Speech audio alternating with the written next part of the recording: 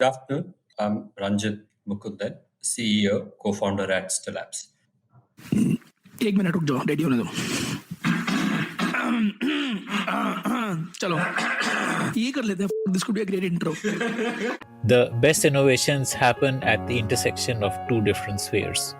The Indian dairy industry is already the envy of the world thanks to the pioneering work done by companies like Amul, which brought about a white revolution in India. On the other hand, Wipro is the envy of the software world, being among the top 3 IT companies in India.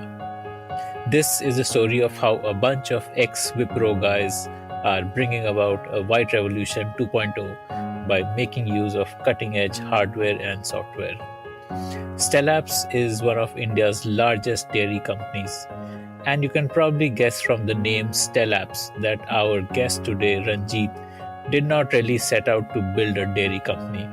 He had something else in mind, and this conversation is a fascinating peek into how, by using first principle thinking, Ranjith made Stellapps the most technologically advanced dairy company in India. Here's Ranjith talking about the journey from working at Wipro to becoming an entrepreneur. I had a good climb at the Wipro career ladder. In those 15 years, when I moved out, I was globally heading Wipro's telecom value-added services and service delivery platform practice, which was a practice under the telecom division. And this practice was all about how do I let AT&T launch its own app store and take on Apple, right? Kind of a practice. How do I let Hangama work on top of an Airtel network? How do I launch more? How do I let this million model monkey thrive? I mean that model is all about on the internet. It's difficult to bet on which app will thrive, right? You just need to let the million monkeys, throw things out of the internet, and one of them will become a killer app. Right? The whole notion is that if you give a million monkeys Typewriters. a typewriter, you get Shakespeare in time, right? It's difficult to predict. So the notion of killer app didn't exist because we worked on messaging platforms for a long time, right? In 2011, we were so dismissive about a WhatsApp-like stuff.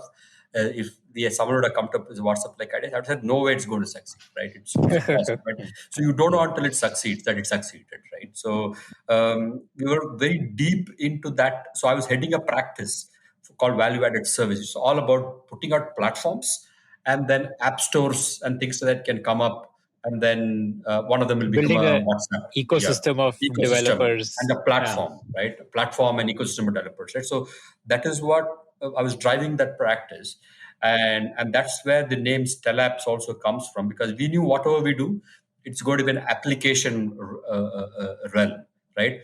So we knew there has to be an app in the name of the company. So we said stellar applications. The domain existed, right? So we said app store. We looked at appsery and all that, right? And a nursery that nurtures app, like appsery. So finally we figured that Stellapps sounds quite hip. We know that our company has to be revolved around applications.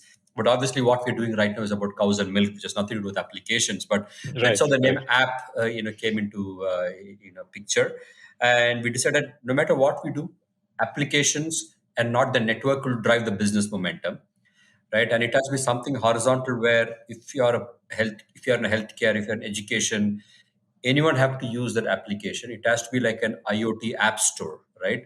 We have to become the Google of IoT, right? That's where the original thought process, Stellapps and all that that's the genesis of the whole part. But obviously, what we have morphed quite a bit, actually. What do you mean by it has to be horizontal? What does that word horizontal imply? Yeah. So what we thought was what we do with applications and the platform should not be something that's dairy specific, agri specific, healthcare specific, or education specific, or automotive specific. It has to be cross industry, right? That's why we got started in 2010. I mean, I have to build an IoT platform, an app store for IoT that telematics industry could use, and healthcare or a telemedicine industry could use, agri-tech industry could use. So that's where we started. Automotive could use. So we thought it has to be a horizontal platform because we were so enthralled by this million monkey model, and we thought that we just need to unleash this model in an IoT framework, right? Because we have seen this model work in the So content and the app side. your original idea was to this, like build a Exactly. app store for IoT. Exactly. That's But was IoT even a thing back then? No, it was not I even it mean, was not even a jargon those days. So when we started in 2010, M2M was made popular by one of the consulting companies. So it was called machine to machine, wireless machine to machine, right? IoT. So okay. we said we are an M2M. We wanted to actually call it an M2M app store, right? We said we'll build an M2M app store. And then later IoT became popular. Then we said yes, M2M is IoT, it's an IoT app store. And of course, there's a lot of journey in between. And finally, we are dairy supply chain company today, which is Yeah, that where journey is exactly what I am looking yeah, for. That yeah, journey is the most interesting thing in terms of finding a fit. Like finding yeah, your market is very important for a founder to do. So, yeah, your what made you choose the M2M space? Because it must have yeah. been tiny at that time, no? It is very tiny, but it was a in thing, right? So as a techie, you also you sort of want to pick the most in thing at that time, right? And the unfortunate thing about a techie is that you're trying to pick the most glamorous tech piece, irrespective of whether it has a business connotation to it or not, right? Because none of us come from a business world, right? We're all techies, and we think if because as you know, the famous we're all very famously know about the Google story, right? They went to sell the Google search engine to Yahoo for $1 million, and Yahoo refused to buy it, right? They didn't know what they built, right? So we thought Yeah. even we will also find one such mojo where we build something and eventually it becomes a few $1 billion. We thought let's build something very tech, right? Let's build an app store. We and we were not. We'll then figure out the business model later. We'll figure out the Okay. monetization later. Build something very tech and geekish, right? And the reason why we picked M2M was that one of the last projects that we did when I was at Wipro was, as I said, trying to build an app store for AT&T. And AT&T was the network, took a big beating because of the relationship AT&T had with iPhone, with Apple, where Apple made all the money with all the apps and all that, and AT&T just became a dumb pipe, right? Right. They give the network. Then it decided, look, if we have to monetize, we have to develop our own app store, right? But you can imagine what a telco trying to develop an app store, Yeah. Yeah. Yeah. where the Right. story went today. And it was a joint project between Wipro and Microsoft. We were all spending a lot of time in Seattle those days to see how to help AT&T Seattle team build an app store. And the theme of M2M came up. M2M is world is going wireless, right? All the pots and wired phones are going to go away. So wireless M2M is very critical. And the communication is not just going to be between humans. Medical devices are going to communicate. Vehicles are going to communicate, which where Tesla has done a tremendous job on that front. Right. So M2M is going to be an important piece of that platform. And when we dug deeper, we said, yes, this is where the world is going to be. There's a lot of Right. IoT going to be. It's not just going to be the 6 billion humans who are going to communicate. It's going to be those several more billions devices that are going to communicate. And hence, let's build something around that team. So when we stepped out in 2011, we figured that let's pick M2M as a team because we figured Right. it tickled the geekish part of our brain, tickled the tech glamour part of our brain. So let's pick something there, and that's why we decided, yeah, let's build. And we knew App Store well. We said, hey, let's build an IoT app store and a horizontal IoT app store. So that's what the trigger, for us, right? And And then, yeah, the six of you were where? Like, were you all in India, in US, or like? yeah, by that time we had all come back, and though Okay. we had left Wipro, we had worked in many other companies. At that point, we were all at Wipro. They were all part of my team, right? Okay. Yeah, so Okay. I was heading the team, and my co-founders all part of my team. And we decided, yes, time to take a plunge. 2011, uh, and we decided, yes, let's build out this platform, and let's see which industry to apply it to. So we spoke to folks at in medical industry. We spoke to a lot of physicians. Spoke to a lot of surgeons. Um, we spoke to telematics folks like Volvo, right? Decided, would you like your buses to be What monitored? is telematics? Telematics is about monitoring vehicles, your car, right? How do I know Okay. that Okay. you're a better driver than I am, right? And hence you deserve a better insurance premium than I do because you drive your car better, right? Right. Right. So there are communication interfaces in these vehicles called OBD2 and those interfaces where you could pull data off and how many times are you braking? Are you doing a harsh braking or doing accelerating too fast? And all of that. And if Volvo were to partner with us, all the buses would be equipped with this cloud-based technology powered by our IoT platform, and they would be able to tell a Volvo bus buyer saying that I can tell you which driver drives better. Is he Right. actually going to sleep at the wheel, right? Kind of stuff. So we spoke to a whole bunch of cross-industry guys, and at around the same time, one of my Wipro colleagues' uncle, he was starting an organic dairy, right? So he said, "You guys are very tech geekish and all that. You're trying to fit things onto cars. You're trying to fit things onto buses, trying to fit things into an operating theater.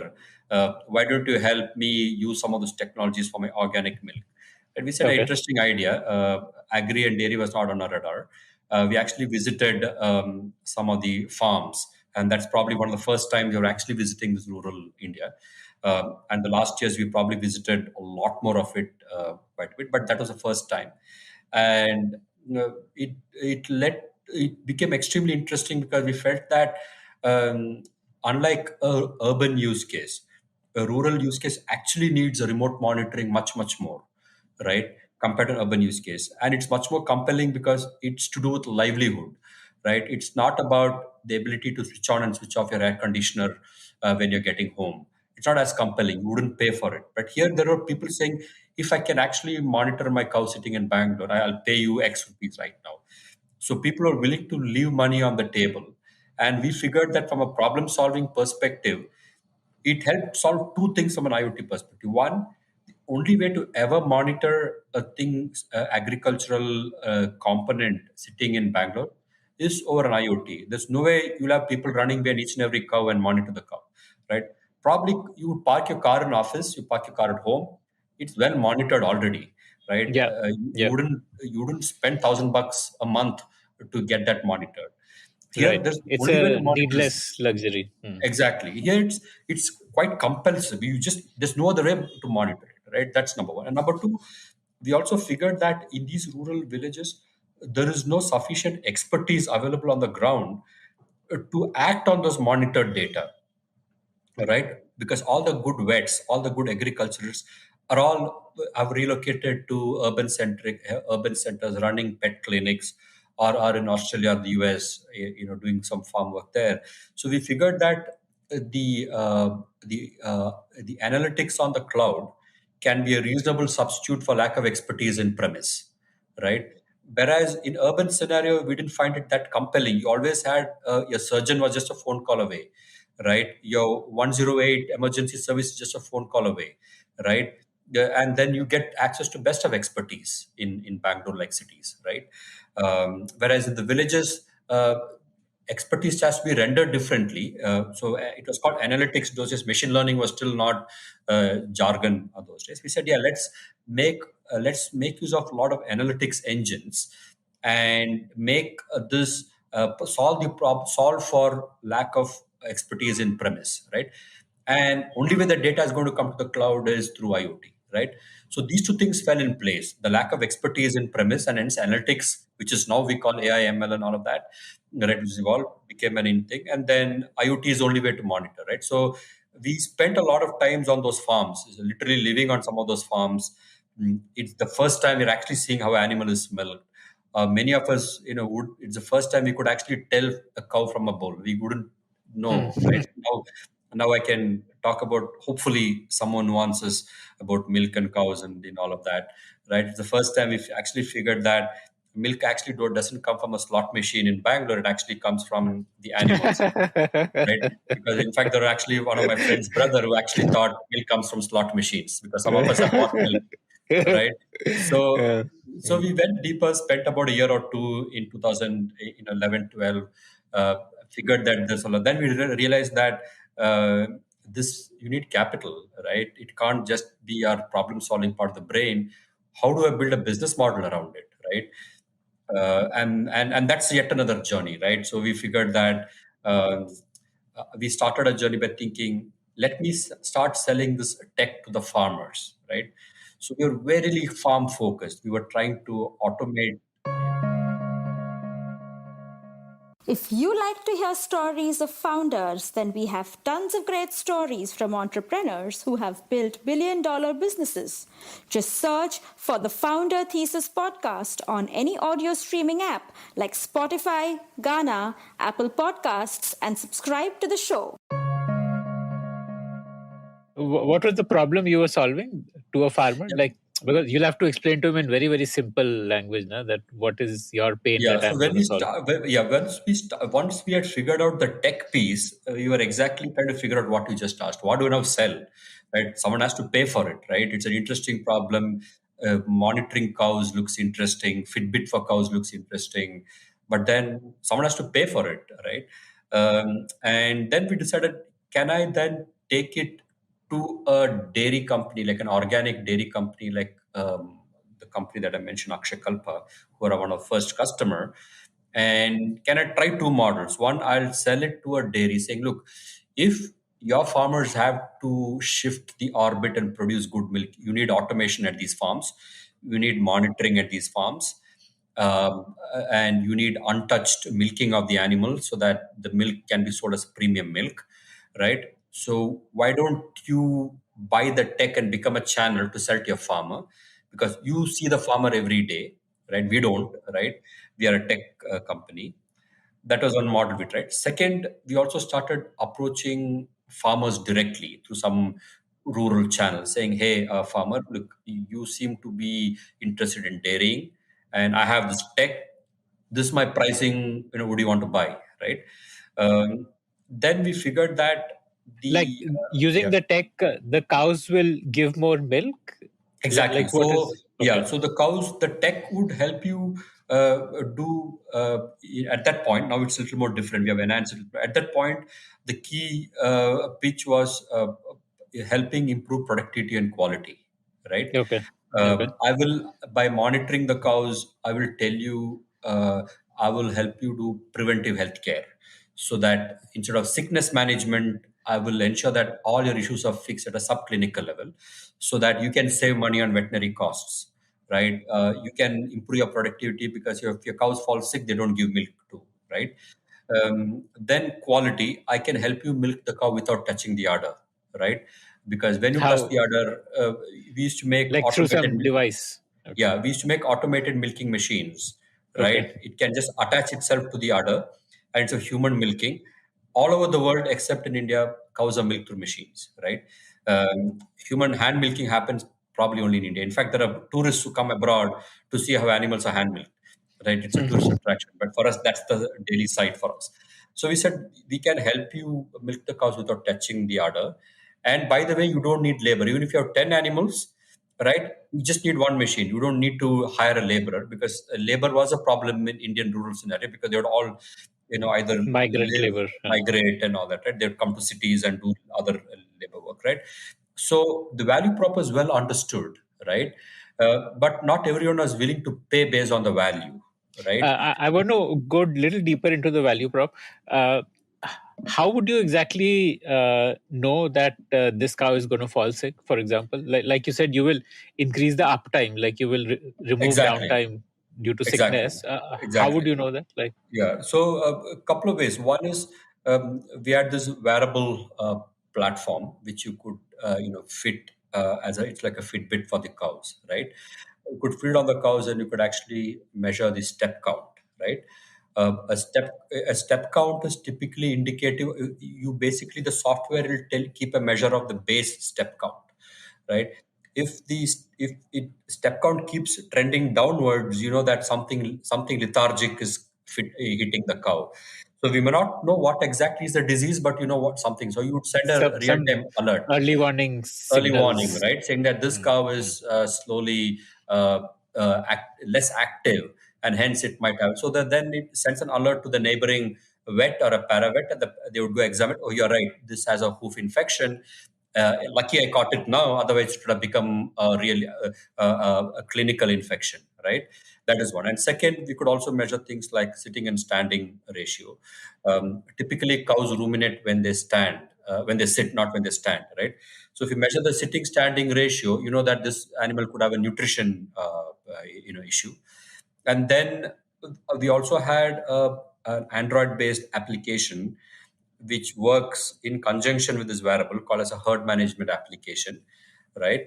Which a village level technician could use to enter parameters like when was the animal vaccinated, when is the next Okay. vaccination due, when should you do the next deworming, what kind of a nutrition it should be. But these are entered data, not automated, because but you can't automate all of them. But you have an app, and then the cloud intelligence then takes over and tells you, okay, if this cow is vaccinated now, next vaccination comes this so and so, and then it could give you nutritional alerts, it could give you healthcare alerts, it could give you general upkeep alerts, productivity. So all of them in totality tells you how to improve productivity, how do I reduce downtime, and most importantly, how do I inseminate the animals at the right time? Because one of the biggest problems for the farmers is that if you don't inseminate the cows at the right time, it won't get pregnant at the right time, and hence, if you don't get pregnant at the right time, it can't give enough milk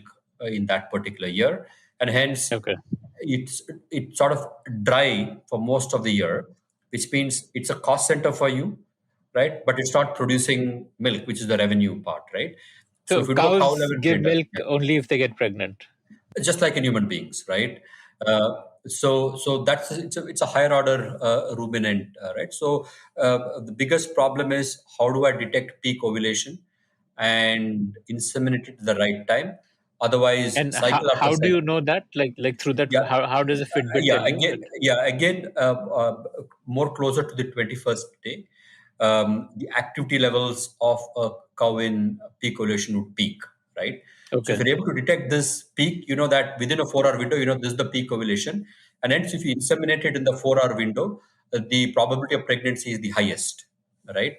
So in India, people don't use tech; they use telltale signs, right? And what if it's happening between 10 p.m. and 4 a.m. when no one isn't seeing, right? Then Yeah. you Yeah. miss Yeah. some of this Yeah. peak window. Where tech, you monitor, you measure, right? So these are all the key ways in which you can improve productivity by reducing downtime, by decreasing what we call as an intercalving period of the dry time in the cow, and ensuring that all the general upkeep, sort of happens. So So this is the value prop. Yeah.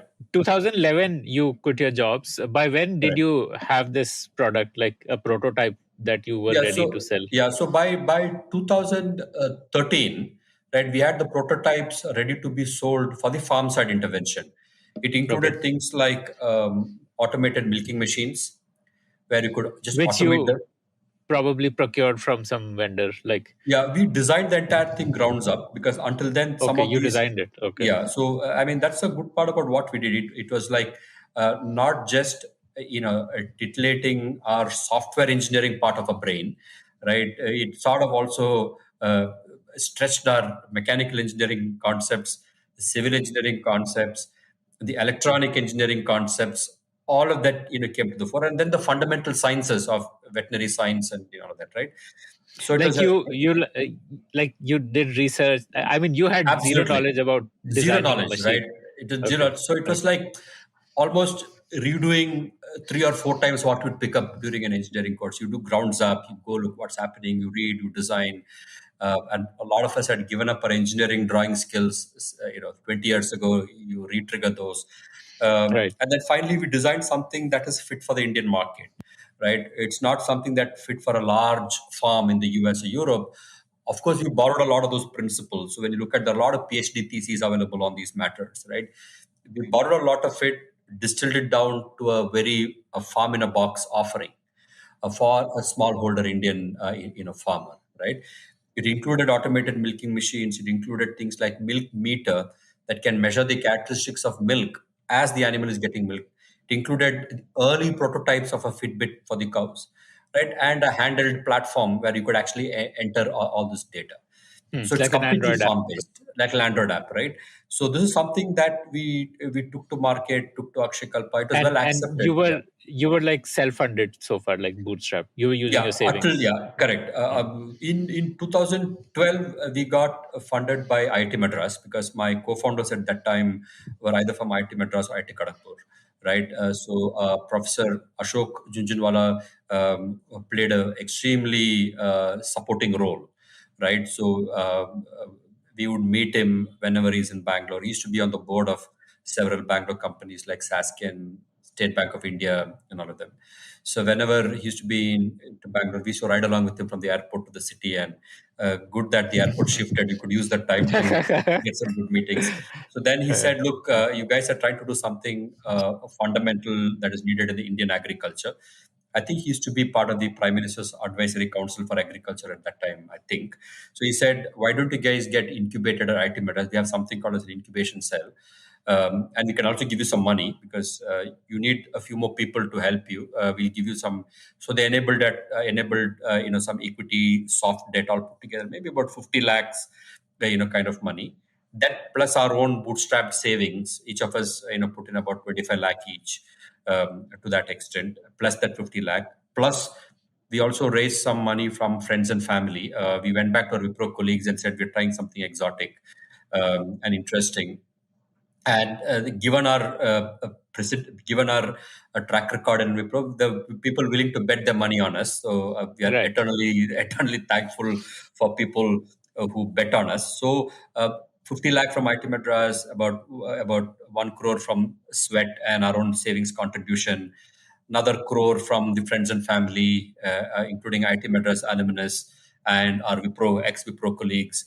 We got access to a couple of crores of capital, which kept us going till 2013.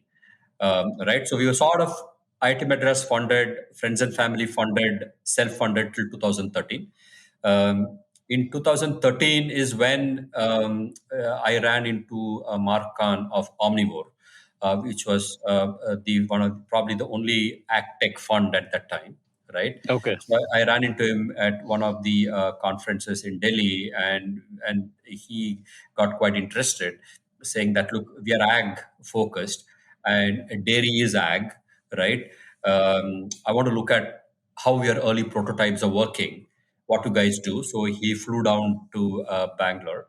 He went along with us to some of the dairy farms where we were trialing some of our solutions. And he said, "Yeah, this seems to have a lot of legs. Is there something like a business plan that you have on how this can scale and all that?"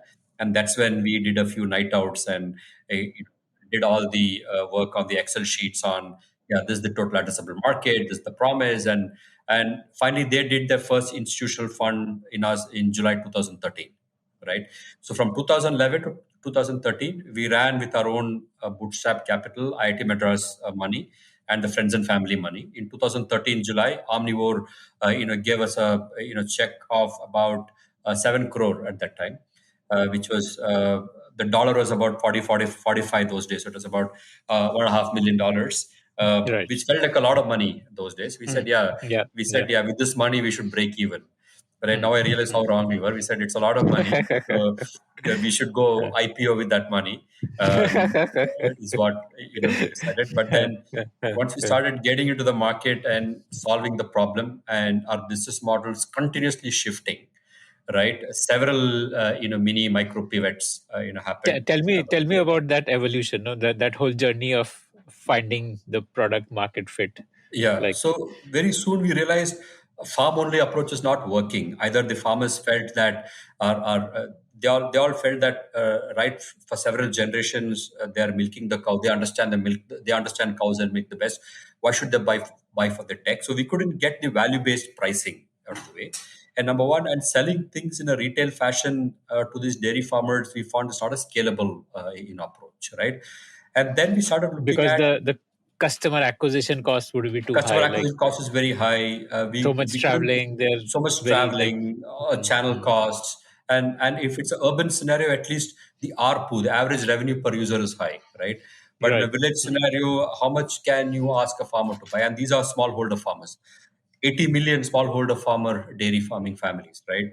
That's roughly the size of US population. But then how much can they pay, right? So we Right, decided right. that value-based tech pricing in a retail fashion to an agri farmer is not going to work, right? And Then what we pricing did you have at that time? yeah, so it would sort of, we tried a per cow pricing. We said, 200 rupees per cow per month. We tried a monthly And rental at a herd level pricing, okay, right? and you had to pay some telecom cost, I'm assuming, We because have to pay for the these telecom cost, correct. these The data has to come Fitbit out, correct. devices would have some SIM in it, right? Correct. No, the Fitbit would actually send data to a central device, a solar-based device, so that you could multiplex multiple. So we used an unlicensed spectrum, for that, called 6 low pan, right? It's a uh, uh, power efficient wireless mechanism called 6 low pan that was actually made popular by Google when they acquired Nest.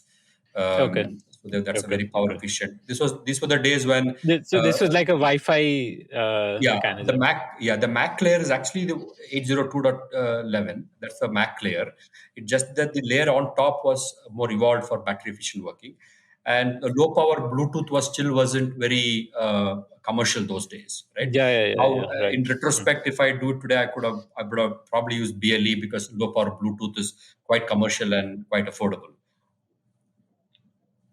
Those days, 6 low pan seems to be the is a choice that was the right choice to make. So it would send to a central part, and that SIM cost would also kick in, right? And then how do I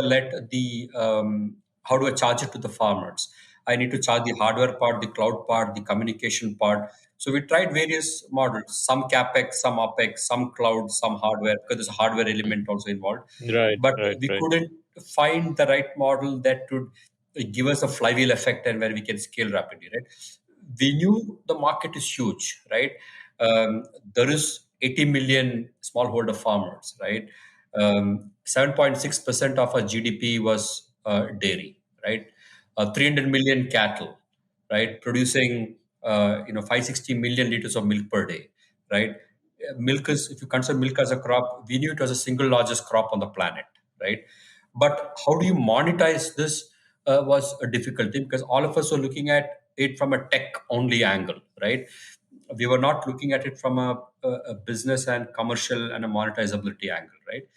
Then once we figured that we're not able to get that flywheel effect going because of all the friction points, we stepped back and then started taking a supply chain view, right? We said, look, I can't just solve the problem only at the farm. I need to sort of solve the problem of milk from the udder to the consumer, because finally it's you and I who finally the guys who pay, right?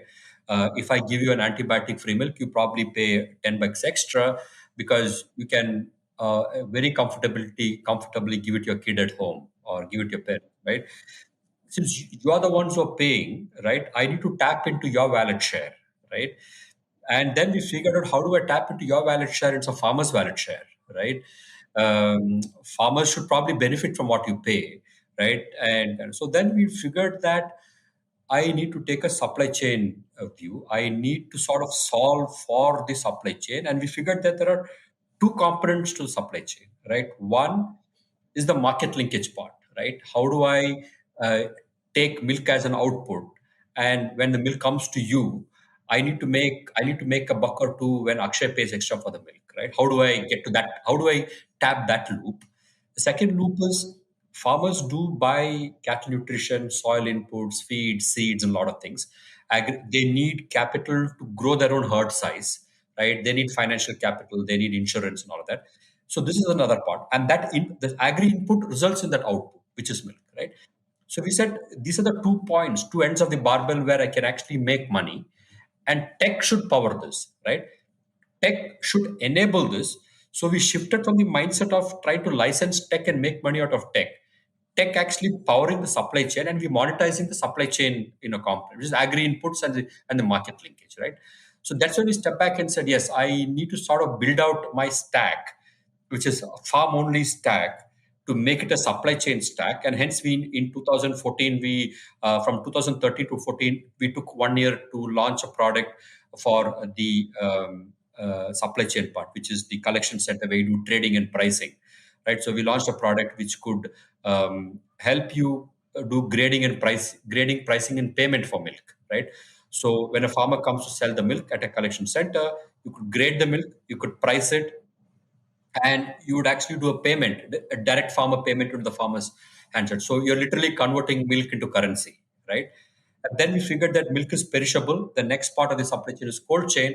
I need to optimize cold chain. Otherwise, if you're trying to make Kanazawa grade cheese, your raw milk is not great, right? You would only get pizza grade cheese, a mozzarella cheddar. You can't make Kanazawa grade cheese. We said cold chain is important, right? And then we figured that till the time it reaches the plant, I need to maintain supply chain integrity because it's a very rural phenomenon. People can take good milk, pour water, and all that, right? So we started launching once we figured that it's a supply chain play in 2013, we started launching products for all parts of the supply chain, the collection center, chilling. So it took about till end of 2014 for us to have different pieces of enablers that take data from those parts of the supply chain, put it onto the cloud, and on the cloud we start cross-correlating data across the parts, including the farm, right? And then the notion of traceability kicked in, right? So when we started, it was only a productivity and quality proposition. Then we said, now we have three pillars of value prop. It is P, Q, and T: productivity, quality, and traceability.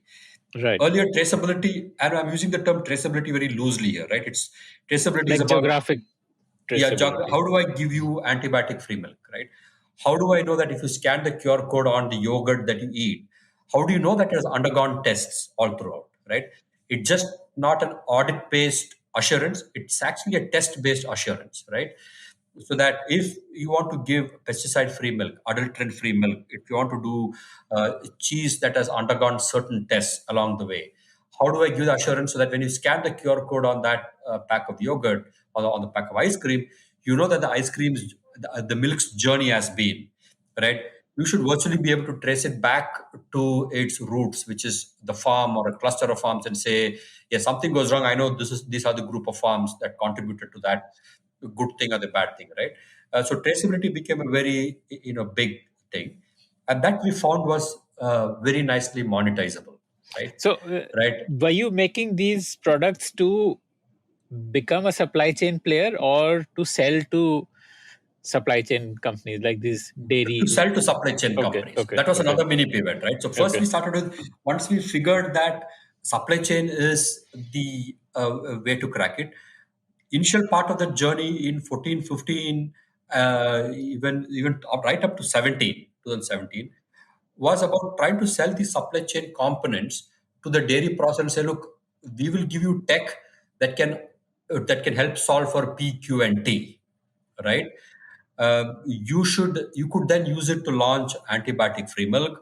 You could then use it to launch dynamically traceable milk, right? So right up until 2018, well into, in fact, right up to just before COVID kicked in, it was all about trying to sell the supply chain. 4 5 years we spent in selling these tech so that someone else can use it, right? Okay. And that's when we figured that it still had friction point. The friction point was that majority of the dairy processors in India look at milk as commodity, right? Yeah. They don't look at milk as nutrition, Yeah. right? Yeah. Yeah. So their margins are very wafer thin. As Yes. commodity margins Yes. are very wafer thin, Yes. right? Yes. Yes. And if they try to sell something that is premium, it would cannibalize their commodity business because high volume, low margin business, right? So they still didn't have the mindset, nor the business model to sell differentiated products, right?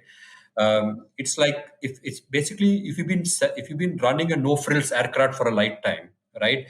You just can't think of a Vistara, right? You just can't think of the Vistara model, right? So we figured that, and the people who are willing to see value in it are very niche, like an organic milk company. That wouldn't let Yeah. us scale, right? Yeah. Yeah. Yeah. Organic milk is a very small sliver, right? Yeah. But they would Maybe immediately latch single on to the digit value prop. percentage. Single digit percentage or even lower. So we figured that until we launch our own business operations, right, and demonstrate how this tech stack can be used to power a brand like an ITC or a Coke or a Britannia, who have the brand to sell nutrition into the market, branded nutrition into the market, not just commodity milk, right? We need to do that, because someone like an Amazon Fresh or a Swiggy or a Zomato, right, wouldn't want to sit in Begusarai, Samastipur, Munger, and run operations and procure milk, right? They want to take great quality milk into the market in the form of cheese or butter or whatever, and then they would use the BB Royal brand if you're a big basket. They would use a Fresh to Home brand or a Licious brand to sell that branded product, branded dairy category to a consumer, right? So then in So 2019, just before, before we yeah, come to this pivot, I'm slightly going back a bit. So these individual devices that you made for the supply chain, can you like go into detail on those? Like, say you made a device for grading of milk. How did that work? correct. I want Yeah, to so understand how you went about building each of these components. absolutely. Yeah. So for grading the milk, typically the milk is graded using an ultrasonic IoT device called a milk analyzer, right? The milk analyzer would take a sample of milk, and taking the sample of milk, it would give out electronically. It could tell you what's the percentage of fat content, what's the percentage of SNF, is there any adulterants in it, is there any somatic cell count in it. It would give you all those data. So we get the data out into our IoT router, and the router sends it to the cloud. And in the cloud, we run analytics. How is the farmer's milk quality trending, right? And how do I cross correlate it with the data coming from the farm?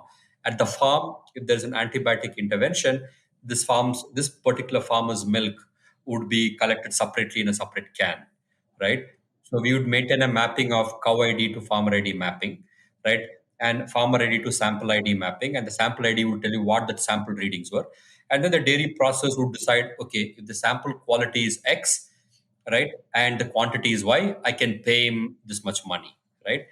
And the So money this was that they like need to a, pay, UV scanner, like no, that's you would correct. actually need to take a sample. You would actually need to take a sample from the farmer's incoming farmer's milk, and you sort of it's a small sampler, and you need to fit the sampler into a milk analyzer, Okay. right? And then the milk analyzer would sort of suck a portion of this milk in, and using ultrasonic technology, it should come back and tell you what the quantity is. Right. Okay. Today, of course, Okay. things have moved on. We're trying to see if we can move to a spectral analyzer, which is more powerful.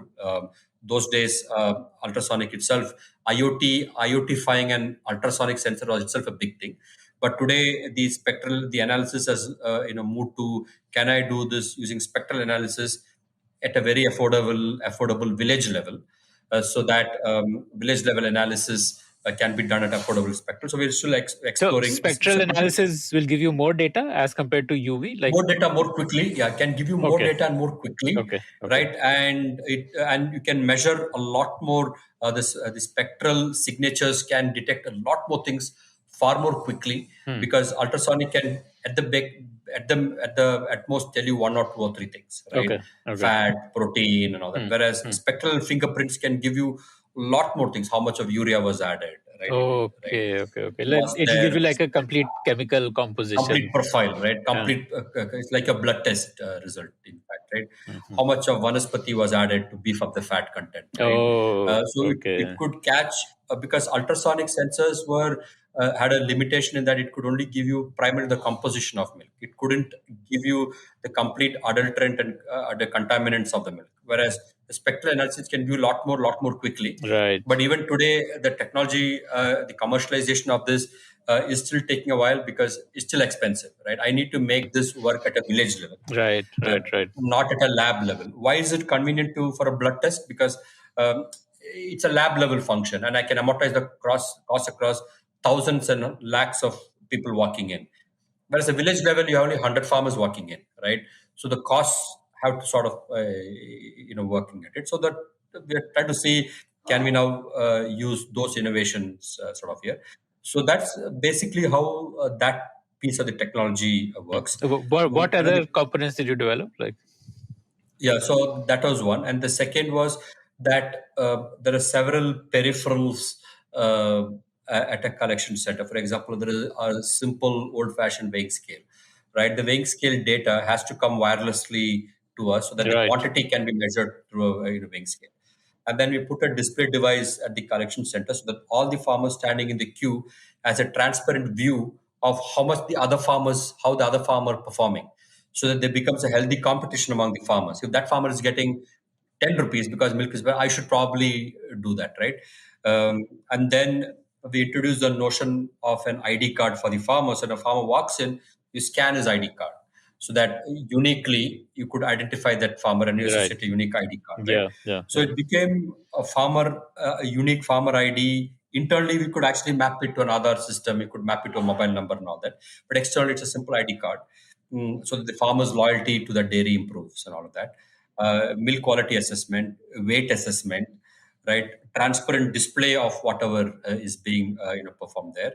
And then finally, on the cloud side, integration with the backend payment systems, right? Okay. Because the farmer would have some Bank account. bank account, right? How do I do a DBT, direct benefit transfer to the farmer's account, right? So that needed a lot of, that's where our fintech part of our business took off. We then realized that in India, we disburse about $25 billion worth of payments to the dairy farmers is every single year. So there is money can be made on payments, money can be made on lending to the farmers, right? So it opened a whole new vertical, which today we call as MooPay, where we Okay. are trying to see, it's a separate subsidiary where we are trying to see, we never had an idea that it could result into that. But when we started IoTifying payment data, we result, oh, it can result in payment. And then we started seeing payment data. We said, yeah, payment data is helping us get into the lending space. And hence we could start. So it sort of gave rise to a whole new vertical internally, which today we drive as a separate vertical, separate subsidiary internally, right? So that was one measurement that we did at the collection center. At the chilling center, which is the next part of the supply chain, we started measuring using a volume sensor. We started measuring the volume of milk, how much milk is there in the bulk milk cooler. In the middle of the night, are people pulling out good milk and adding, not so good milk into it? So there's a sudden fluctuation volume. We know that some hanky panky is happening in that milk. Is the milk getting underchilled or overchilled? So we integrated a temperature sensor into it. We integrated a mechanism to measure the energy consumed, because in India we still spend about 500,000,000 liters of diesel every single year to chill milk, right? Because not all of these villages are electrified yet, Right. right? Right. You don't run it on. We probably consume about 2 billion kilowatt hours of energy in chilling milk, right? How do you optimize it? So though our primary focus was on quality, there are other collateral benefits like, can I chill milk more in an energy efficient manner? Can I contribute to the carbon footprint emission reduction, right? I burn less diesel to chill more milk, right? So we integrated about 5, 6 sensors to ensure that the cold chain protocol is efficiently monitored.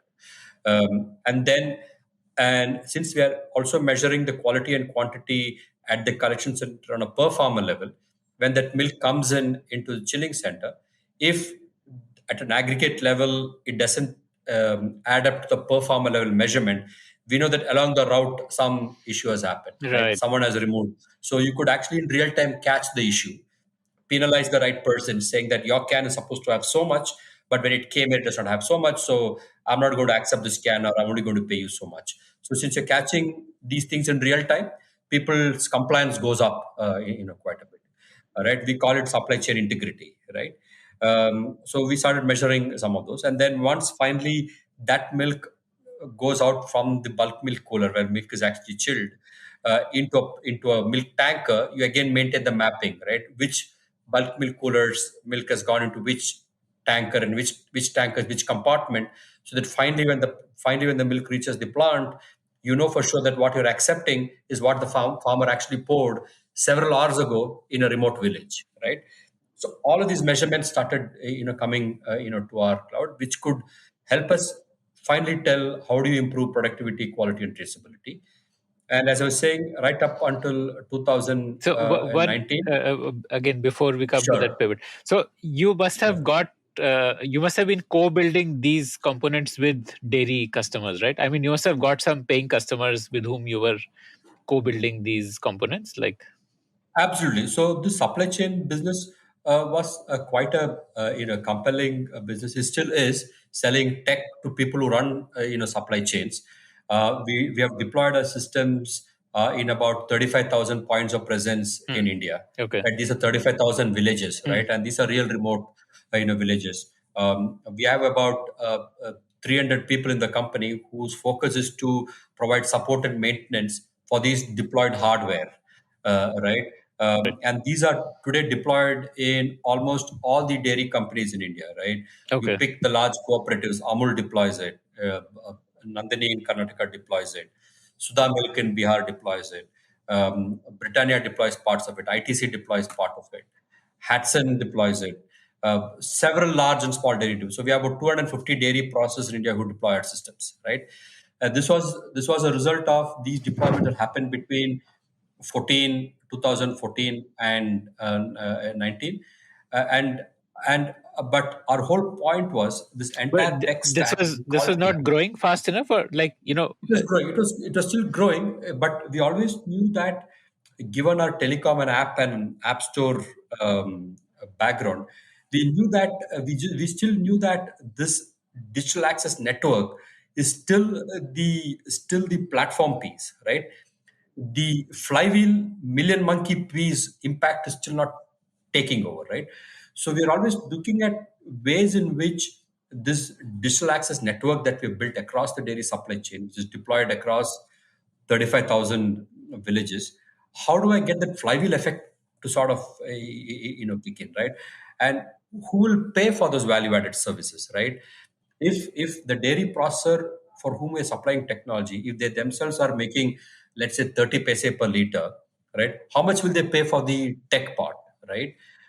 If I want to make a lot of high value high value margins, I need value added services to kick in, and the value added services payment has to be taken care by you and I paying more for it, right? So that's when we figured that in 2018-19, there's sufficient growth happening, but I couldn't shift the margins significantly higher, right, right? right. So we shifted from a horizontal land grab business model, which is keep adding more and more farmers, keep adding more and more milk flow. We were at that point digitizing about 13 million liters of milk flow per day, right? By virtue of which we were probably the second largest in the country after Amul in the amount of milk flow that we get to touch on a daily basis, right? But it's just that they get to touch it physically, we get to touch it digitally, right? But this was Um, not your milk flow, but this was like your customers' milk Correct, flow. exactly. It customer milk flow, but just that we grade and price that milk Right, flow, right. right? We ensure the supply chain integrity for the milk flow, but it was not our milk, right? It's someone else's supply chain, right? And and all the 13 million liters of milk flow that we were touching at that point were predominantly being sold as commodity milk, right? So I couldn't get the flywheel effect kick in. I couldn't get the margins kick Yeah, in. yeah, And yeah. we knew that we had enough volumes so that where we can sit back and say, okay, I'm the second largest in the country today after Amul, right? But I didn't get the. That's when we started getting towards the next part. I wouldn't call it a pivot, but we figured that the only way to get the operating margin part to kick in is to get more and more vertically integrated, right? So that I have to getting more and more vertically integrated. You I have move to up run the the fleet of value cars. chain. Correct. I have to run the. It's like I have to become the Uber, right? I just can't be the guy who's giving the taxi to the Uber. I have to become that Uber, right? Where Uber gets paid for every hail or Ola gets paid for every hail. I need to get for every liter. The only way to do it is getting more vertically integrated, where I need to run the business operations, Right. and then go back to this dairy and say, "Hey, look, why are you actually running our operations? Right? I can actually run it for you. You have built a brand. Why aren't you better off leveraging that brand and then selling it? And by the way, I'll help you launch multiple brands now. One can be antibiotic free, right? And by the way, if you have Britannia, your brand is well recognized in India, right? And you might actually want to run it. So we would actually be your backward integrated player. I would be your Intel Inside. You become the Dell, right? I would become your Tetra Pak, you become the Tropicana, right? That became the pitch, which was really well accepted by the market because almost every FMCG player, after almost every D2C, direct to consumer player, wants to launch dairy as a category. But they have no clue in how to launch a differentiated product that you and I are willing to pay for more. And even if they knew, for them sitting in Begusarai, Samastipur, Munger, Sharanpur, Chania, Chandoli, and procure that milk in the remote villages, which is next to a forest, in a tribal area and bring it to your Mumbai city or Delhi or Bangalore is virtually unthinkable, right? Right. Yeah. But we have sort of done that for the last 10 years, right? And we have visited thousands of these villages now. We have 800 people today who eat and breathe milk in these villages, right? So it becomes like a very good offering on the platter for an FMCG brand, right? Who is now trying to launch these differentiated products to this aspirational India, right? So we have about 25 to 30 million households in India that contribute to 65% of the FMCG value.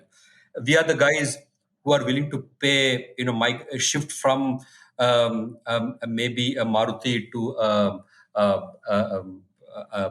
Toyota, or a Toyota to a Civic, or a Civic to something else. We are the guys who are willing to pay, click and buy something that is antibiotic free because we think our kids prefer this. We are the guys Yeah, the kind of people who would buy Tetra Pak milk aspirational segment, right? instead Tetra of Pak milk, right?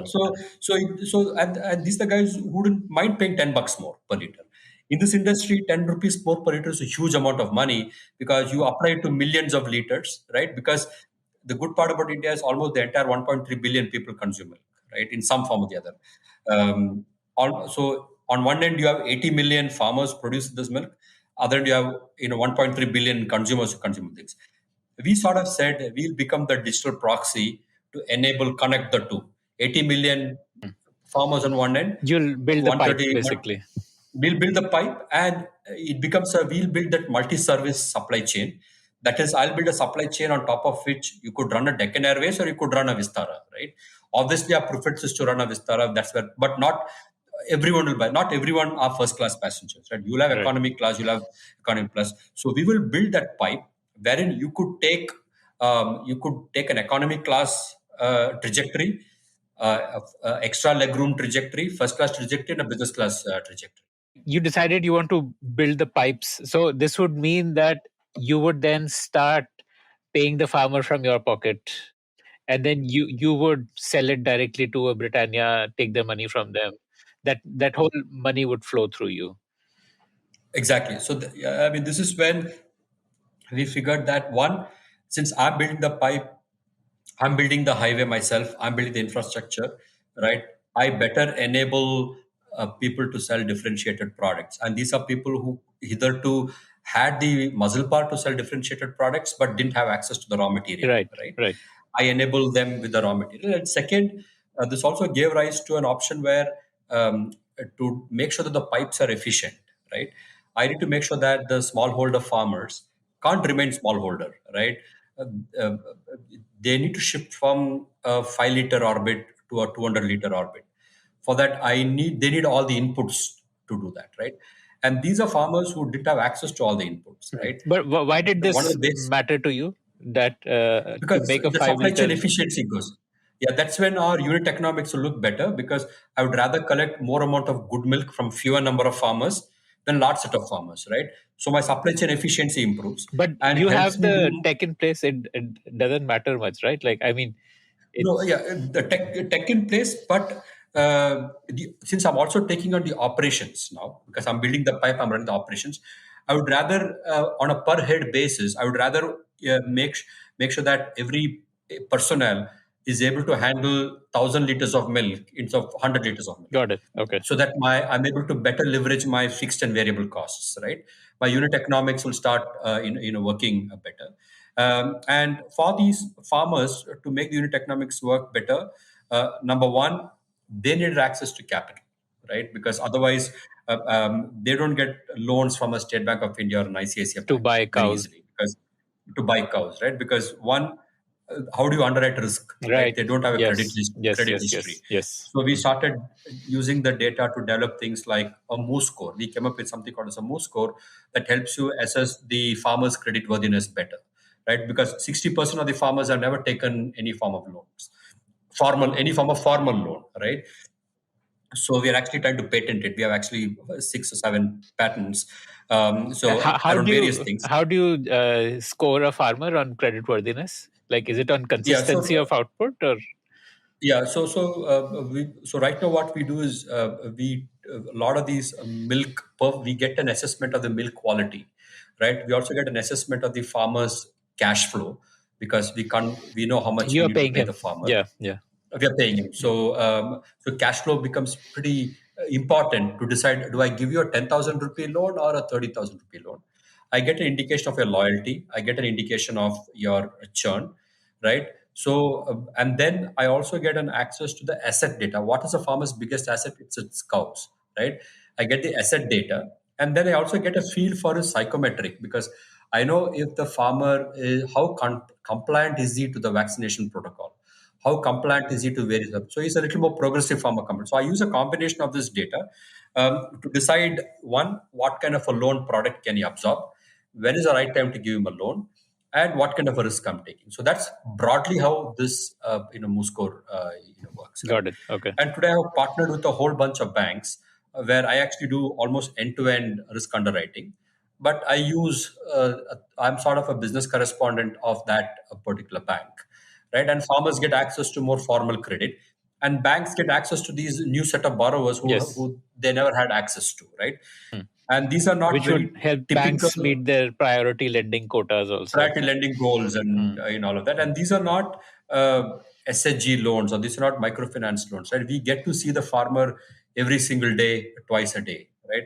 Because milk is a daily velocity product. It's not a seasonal product like a potato or a tomato, right? If a farmer doesn't turn up into a collection center on a particular day, someone gives him a call saying, "Hey, what happened to you?" Right? So it's not like I get to know that at the end of the month he has not repaid and hence there is some issue, right? So we are able to help underwrite. It's sort of a lend and monitor type of an approach, Yes. not a lend and forget kind Yes. of an Yes. approach. Yes. Yes.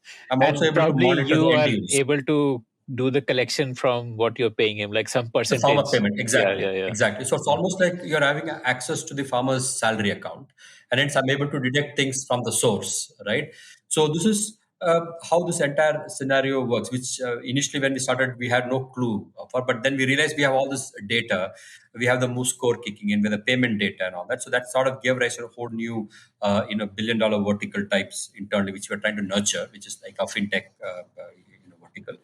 And then the market linkage is another vertical where we go to the Britannia's, ITCs of the world, or Amazon's, the Cokes of the world, and say, I can help you launch better milk, better cheese, better paneer, or whatever. And then you had the agri input, part of the business, where I figured that these farmers also need nutrition, animal nutrition, right? If the farmers, so I started partnering with a lot of these agri input providers, with cattle nutrition being the first one, where we said we make some commission from selling these agri inputs to the farmer, right? So now I have three revenue generating streams, which we had no visibility to when we started. One is, of course, the tech block, which continues to power our own captive supply chain and third party supply chain. Then you had the fintech block for payments and credit. Then you have the market linkage block, where I power where I take milk to a Britannia or an ITC or a Parley or a Coke or a Swiggy. And then I have the agri input part, where I'm partnering with folks like Nutrico, which is, for example, a Dutch nutrition provider who used to make very high end cattle nutrition products, which our Indian smallholder farmer never had access to, right?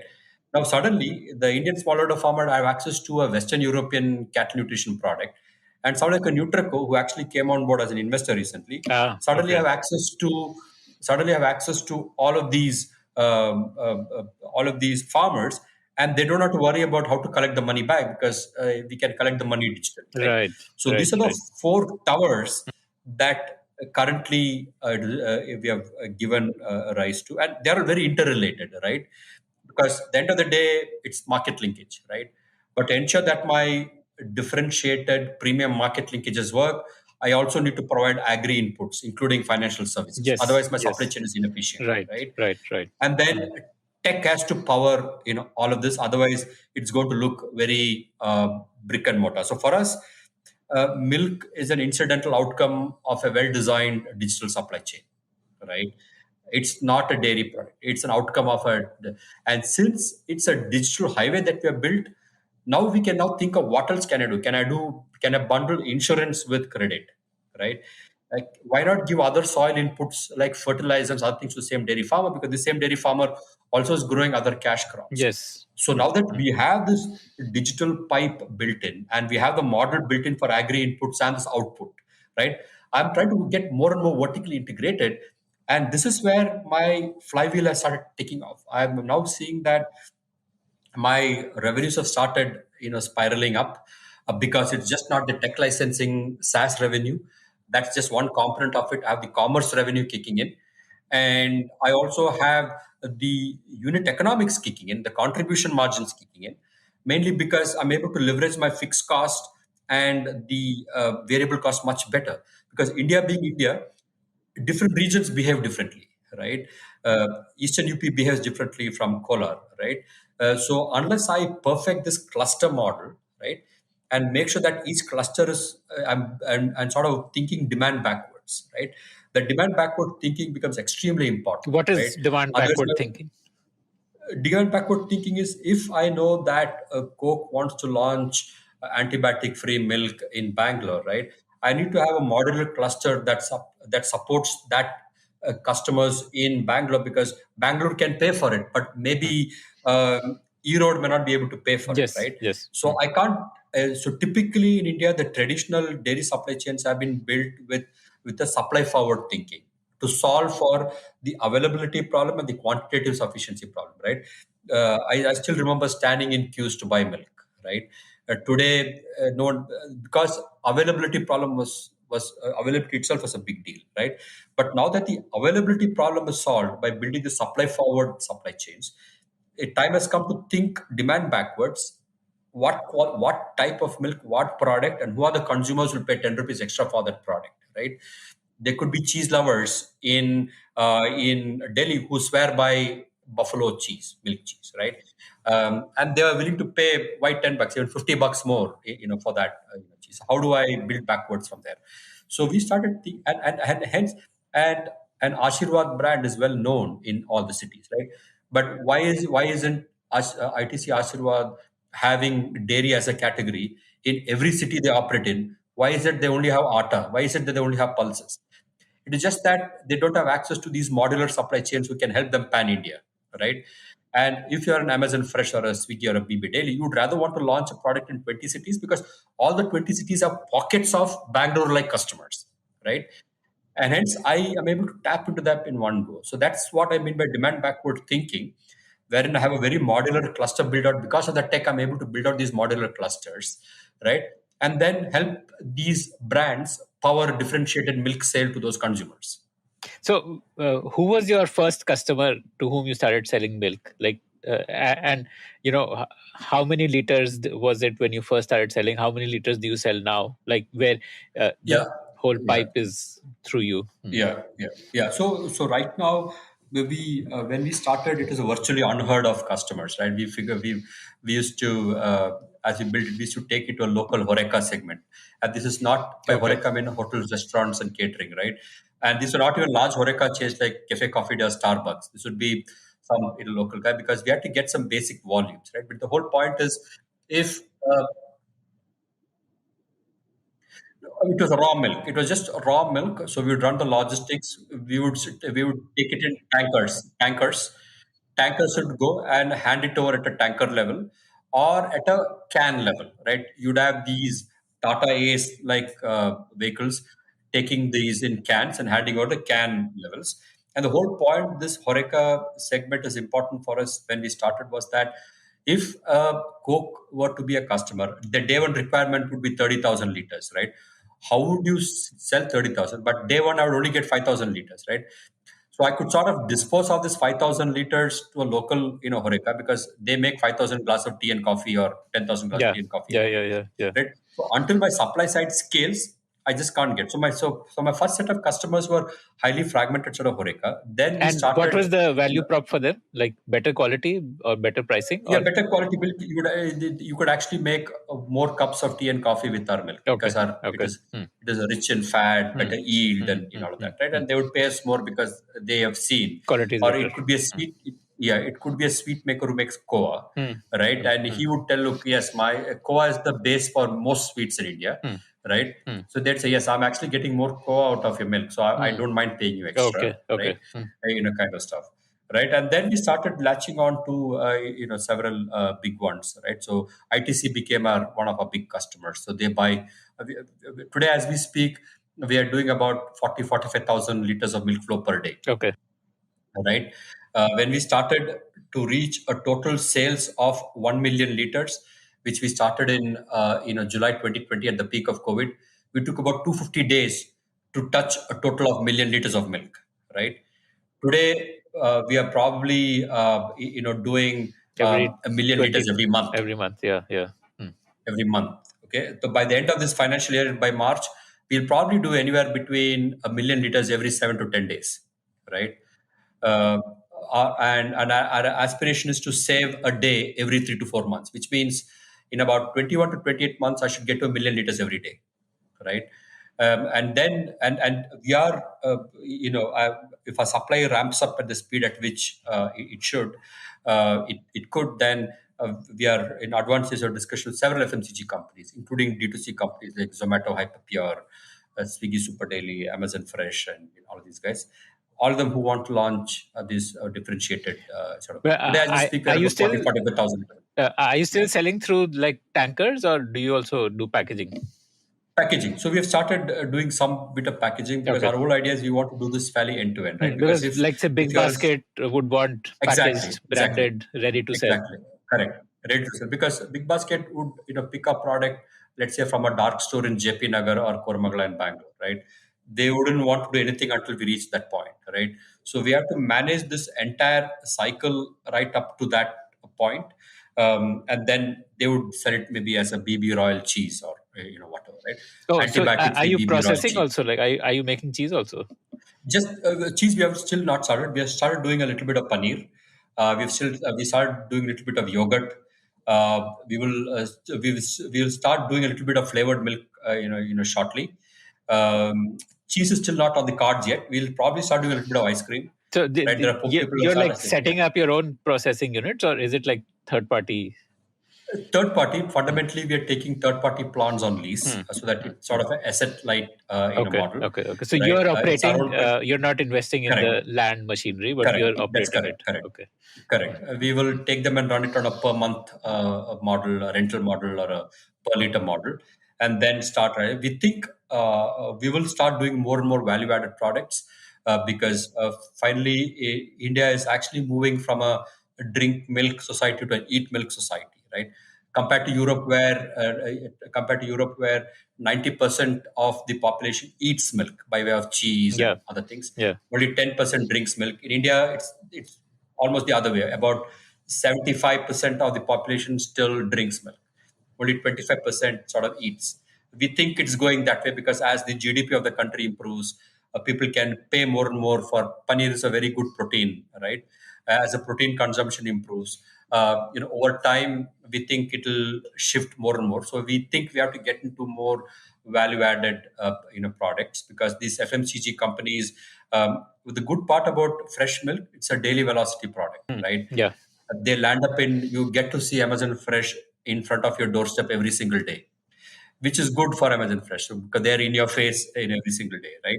So that's a daily. But then you also would occasionally buy paneer. You also would occasionally buy cheese, and you don't mind paying more because it is almond flavored or whatever, right? So that's where you make your margin. So we are working on the entire portfolio. It's almost like a portfolio management, right? Which consumer needs what kind of portfolio at what point in time. Where milk is at daily velocity, but then you also have all these weekly, monthly, quarterly buyouts, as well. Okay. So, Yeah. like, what all organized? So, ITC you said is one place. Well, ITC doesn't sell milk, right? They sell ghee.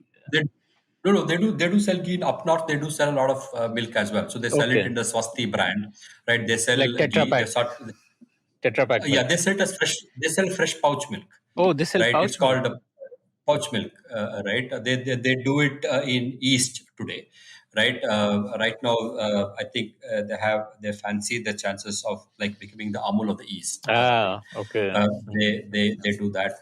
Parle wants to launch its flavored milk, right? We would want to power their brand as well. Zomato has a two-pronged strategy. They would like to first supply milk and value-added products Restaurants. to their restaurants and cloud kitchens through the hyperpure access, and then eventually also sell it direct to consumer, as well, right? We are, I mean, and all of us know that folks like Coke and Pepsi do want to get away from the sugary drinks to more nutritional drink. Talking to them, so for us, Like the they would demand at probably this also point do is like flavored milk rather than plain flavored vanilla. milk Yeah. and differentiate themselves and all that, right? So, but for us, the whole point is that demand has not been a problem, and I think we are now trying to ratchet up our supply because at 45,000 liters we have maxed out. We can't give more, right? I need to now deploy these pipes, right? The cold chain components, grade to price, and variables, and all of them across the chain. So that's the reason we've just raised a total $20 million type of a round right now. That's powering it. We are This on is the road the for next raising more raise capital. after you did that raise in 14. This is the next one, or between 14 to now? No, in 2013 we did the raise from Omnivore. That money we used to The 7 that crore was the raise. first that the 7 crore raise, and then subsequently, of course, they did an add-on raise of another Okay. 10 crore and all of that. But all of it was done by Omnivore. They also probably felt that they gave us too little of money, so they gave us some more in Okay. 2014, 2015. They gave us some more in 2016. We raised a bunch of capital, about 15 crores from a combination of Binny Bansal. He used to be the CEO of Flipkart back Yes, then. So yes, he yes. put in some money in 2016. Bloom came in. Bloom, they normally do early stage companies. They were one of the earliest investors in a runner that got acquired by Zomato. Taxi for sure got acquired by Ola and all of them. So they came in there. Then we had 500 Startup who came in. It's a very prolific investor. Then we had a couple of Japanese investors who came in, like BNext and Arun Seed. And then we had another interesting company investor called Venture Highway who came in. Venture used to be run by Samir Sood and Neeraj Arora from Google and WhatsApp, respectively. So these guys together, all put together, gave us about 14, 15 crores. That helps us scale up business to supply tech to the supply chain companies.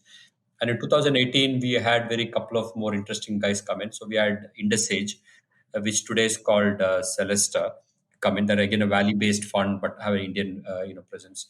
Gates Foundation came in. We were the BMGF, so Gates Foundation's first ever equity investment in India. Okay. After us, of course, they've invested in people like 1MG, which got Okay. acquired by Tata. Right. I, in fact, met Bill in 2016, Bill Gates in 2016. We were one of the 4 companies which presented him. So I had a Okay. 12-minute exclusive slot with him. Amazing. Which was a good experience. Full circle, like way back in exactly. 97, he inspired you to become That's an correct. entrepreneur. That's correct. Correct. Exactly. So he liked what we did, and then their investment team invested in us after all the due diligence and all of that. Then we had ABB Technology Ventures who came in at that time, and then Qualcomm, because there's a whole bunch of telecommunication and the IoT involved. They came in as an investor, as well. And so these are the investors who came in now. Then. Right now, we just closed around. This was in 2018. Couple of months ago, we rose around the Nutrico, as I mentioned, because the commerce part kicking in, and we are just about to also get someone like an IDH Farm Fit to close this round for us, so that it makes like a total $20 million type of round. They're like the IDH Farm Fit is like the Gates Foundation of Netherlands, because no matter what, so we get a lot of undeserved attention for changing lives, right? That was not our focus, but we landed up solving the problem. I call it undeserved because I wish that was where we started, but we landed up in that sector. But so we get a lot of impact accolades, right? Because we change lives. 80% of the dairy farmers are women. We are improving farmers' income. We are reducing carbon emissions, because if animals produce more, carbon emission goes down because with fewer number of animals, you're able to produce more amount of milk. So though you're reducing methane gas emissions because animals produce methane gas by way of regurgitation, flatulence, and other things. So we're able to reduce that, right? Almost 60% reduction we're able to show. Wow. But all of those impact metrics were purely coincidental. I mean, it was not thought through. It's a byproduct of IoT journey that eventually started up becoming an FMCG, powering an FMCG Yeah. digital proxy, Right. journey. So we're able to attract a lot of the impact investment because we are able to, show income increase of an order of magnitude for the dairy farmers who come on our supply chain. Because you pay $100 for high-end milk, it eventually has to flow back to those farmers, right?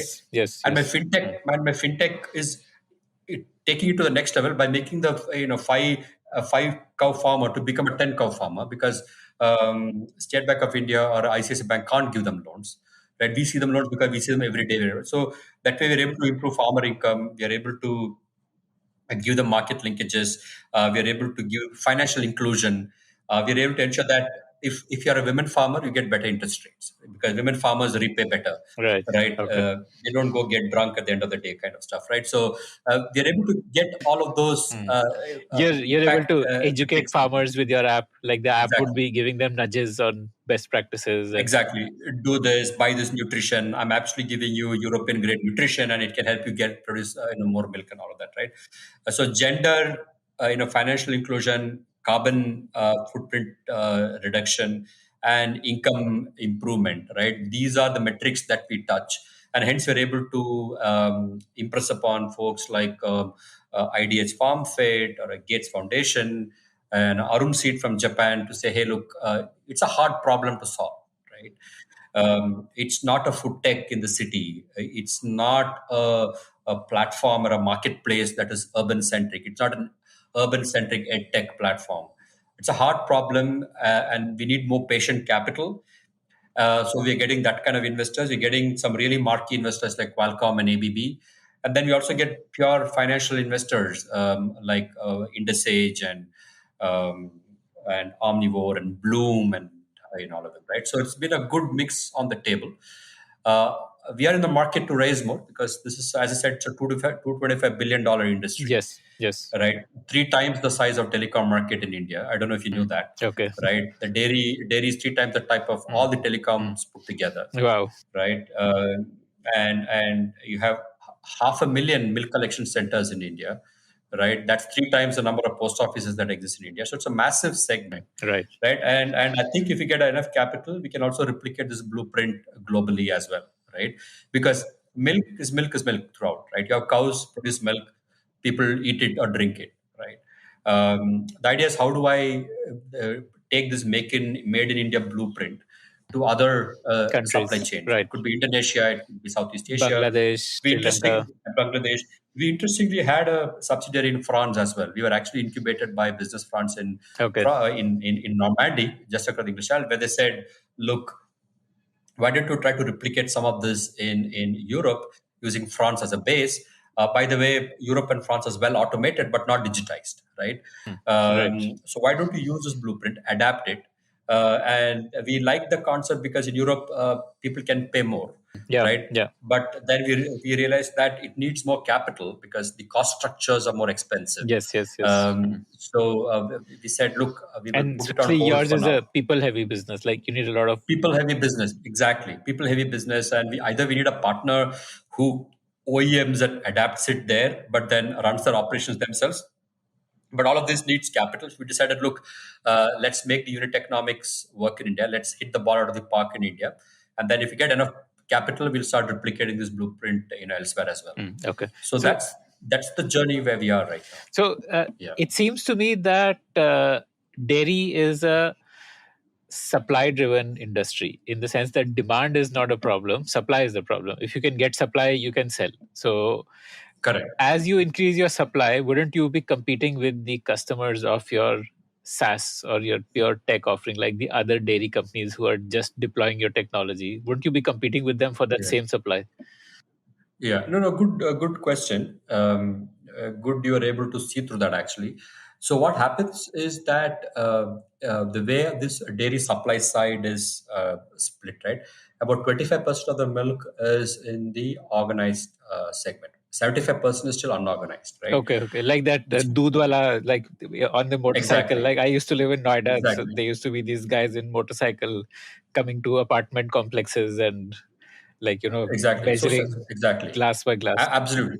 I mean, so the 75% is, as you said, the guy coming in the bike to your home, the guy selling to the local sweet shop, the guy selling to the local marriage halls, or even domestic consumption and all of that, right? Only 25% is the one that is coming through the Amul network or a Mumark network or a Stellapps network, right? It's only 25%. So, thanks to the pioneering work done by folks like Amul, you at least have 25% of this in the organized segment, right? Look at fruits and vegetables. Fruits, vegetables, pulses, and all the other agri products, less than 5% is in the organized segment, Okay. right? Okay. Dairy is probably the crop where you have 5 times more in the organized segment than rest of all agriculture put together. Right. And I would give credit to Amul for actually having pioneered this cooperative model, Right. which other cooperatives picked up, and even private dairies have adapted these models for their benefit, right? Um, so when we go into a village and compete for the supply side, right, you have enough headroom there to compete on the unorganized side. That's number one.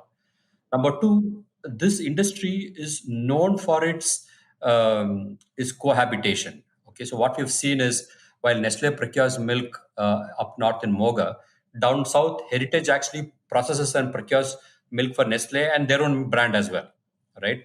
So we have seen that cohabitation is okay as long as I'm not competing on the consumer side, Okay. on the supply side, depending on who has what access. That's sort of okay.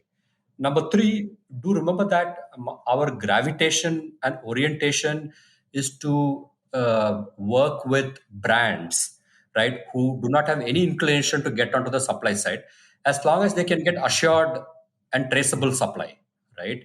The Amazon Freshes of the world, the Britannias and the ITCs of the world, who have invested billions of dollars in building a brand, right? And They would distribution. rather and the distribution network, the last mile D2C distribution, right?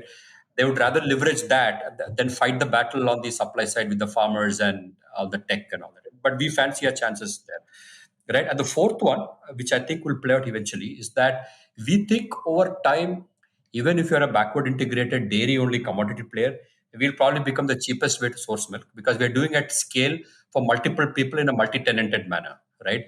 This is almost like the ODC model that Wipro, Infosys, Cognizant, TCS, What is ODC? the offshore development center model, Okay. where they actually set up offshore development centers for these European and American companies, for the Ericssons, Nortel, Citibanks of the world, wherein you use a common factory model of engineers to service multiple customers without violating the intellectual property and all of them, right? So because at scale, you probably become the cheapest way to develop that software, right? Using that, onshore, offshore, that kind of model. So similarly here, we sort of become the best possible way to run the network, right? This is also replicated since we come from a telecoms world.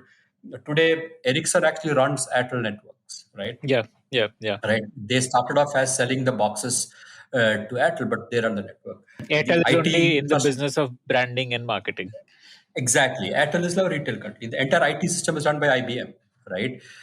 So Airtel is a retail company. Right? Yeah. It's actually Yeah. an FMCG Yes. company. It's a retail company, It right? is. It is right. So, but they didn't start that way, right? They started by running their own network. They started by running their own IT systems, right? But now they don't take care of any one of those. So I think the dairy industry and agri at large will move in that direction, right?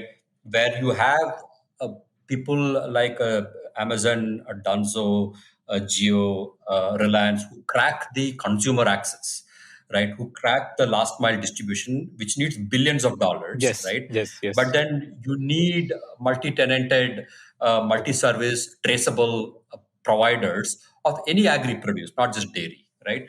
So I think that's the model it will go to. It's still early days because telecom industry has had a lot of capital flowing in and had Yeah. that maturity Yes. tenure to flow to this.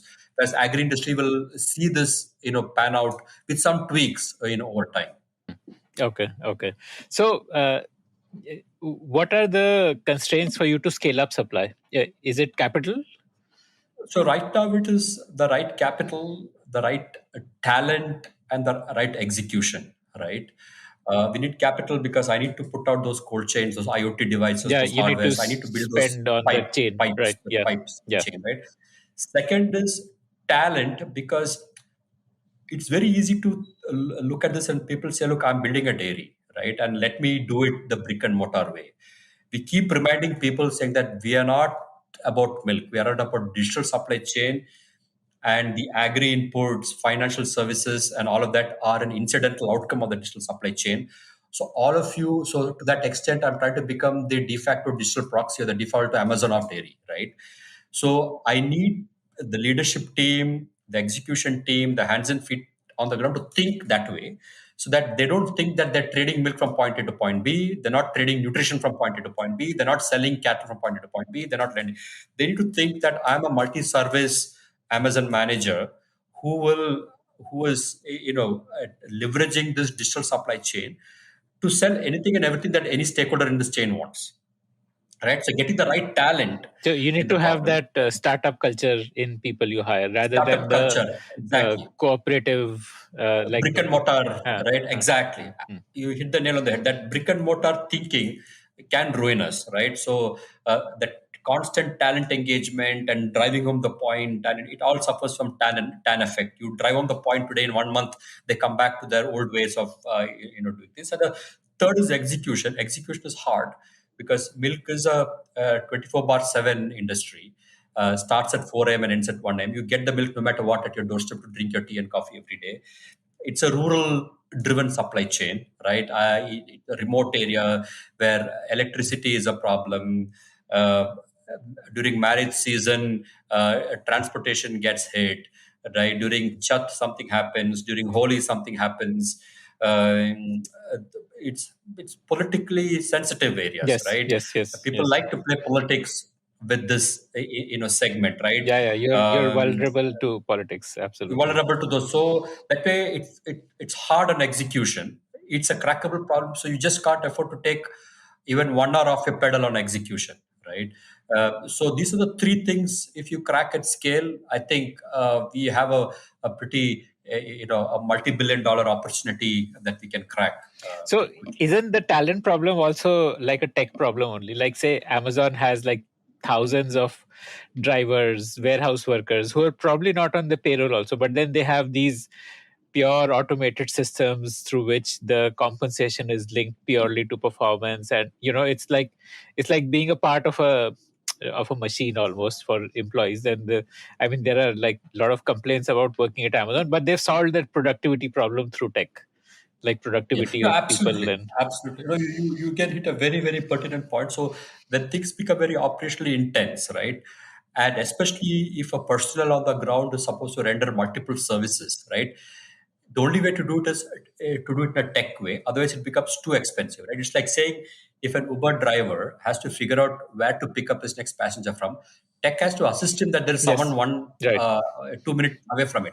And by the way, imagine that if he has to also deliver a pizza in that time through Uber Eats, within that comes in, right? So the only way it can solve the upskilling, cross-skilling problem can be solved is through this tech. And this is exactly the point that we were brainstorming last night with the leadership team here on saying what are the features that our farmer app should support so that a farmer or the personnel tending to that farmer knows that it's not only about cattle nutrition, it's not only about A, B, C, it's also about Y. But he's not a PhD in all of those, right? I need to upskill and cross skilling in all of this. And tech actually comes to fore and it has to be highly dumbed down, right? Yes, absolutely. For him, Yes. it has to be some pop up comes, yes, I have to do this, right? And these people may not have the same level of commitment as someone who's in the city. So they have to be reminded of and do this now, right? If you're in a farm to fix an IoT device, ask the farmer why didn't he pay the last month's EMI, right? He probably never did a EMI interaction before. He only had a screwdriver to fix an IoT router in that farm. He also has to do something more. Right. So that is something that we are working on. I don't. I'm not saying that we have cracked that problem, but it's something that we would want to correct. But that's something that would help us improve productivity and all of it. Right, right, right. So when you are hiring these people who are all deployed at remote locations, how do you make them loyal towards the company? Like, because they would literally hardly ever interact with you, right? Because they would all be in remote deployments. So how do you do Correct. that engagement and culture building and loyalty building? Yeah, so that I've very soon realized that after the financial component, the CFO office, the HR office probably plays the next most important role, right? And the way you engage an IT and tech engineer up here in Bangalore will be very different from the way you engage a personnel deep down in Eastern UP, right? So we try to do a lot of these talent engagement, productivity improvement, ongoing trainings, because no matter what good a software we write sitting here, no matter how much good your business plan looks on an Excel sheet and PowerPoint, the guys on the ground who can take ownership and drive it are the finally who matters, right? So we are trying to sort of. It's very tempting not to invest in talent engagement and maybe put that money on an extra software engineer or an extra salesperson. But I think investing in the talent engagement, if we don't do that, we are about 750 employees today. If I don't do that, I think you'll get hit, right? So we're constantly trying hard, very, very tempting to invest that extra buck on sales or extra buck on a product feature.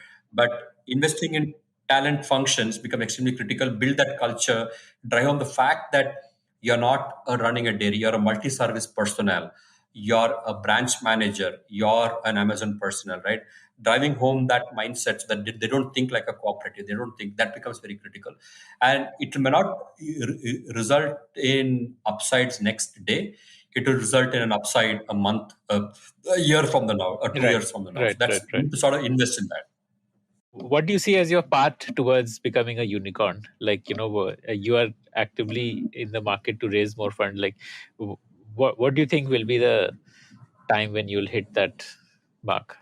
Yeah, yeah. So we think we should hit that mark anywhere between 24 and 36 months, right? From where we are, right now. So as I said, we are actually building four potentially unicorn towers, right? Yes, There's yes.